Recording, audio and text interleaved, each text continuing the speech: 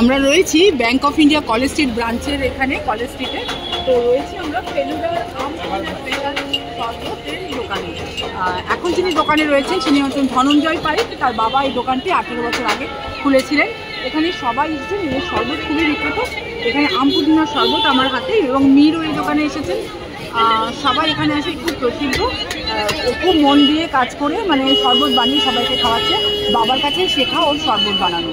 তো এত বছর ধরে সেই শরবতের দোকান টিকিয়ে রাখা মানে ও খুব একটা সহজ কাজ বলে আমার মনে হয় না। তো মানুষজন দেখুন সমানে আসছে, এখন তো গরমকাল আসবে কিন্তু সমানে মানুষজন আসে। এই দোকানে অসম্ভব রকমের ভিড় রয়েছে মানুষজনের, সকলেরই চাহিদা। অন্য শরবতও বানায় কিন্তু আম পুদিনার স্পেশাল শরবত সকলেরই চাহিদার শরবত। তো এই রয়েছে, এবং এখন তো আম, কাঁচা আম যেটা ম্যাঙ্গো, সেটা এখন তো প্রচুর পরিমাণে বাজারে পাওয়া যাচ্ছে, এবং ওর সাথে সাজানো রয়েছে প্রচুর পরিমাণে আম পুদিনা।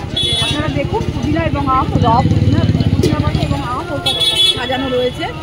এই জনবহুল এলাকায় ওর এই শরবতের দোকান, কিন্তু মানুষজনের এত প্রিয়, যিনি আসছে কেউই বাদ যাচ্ছেন না এই শরবতের থেকে। ঠিক আছে, তো আমার ভিডিও শেষ করছি। আপনারা সবাই ভালো থাকুন, সতর্কে থাকুন, সুন্দর থাকুন।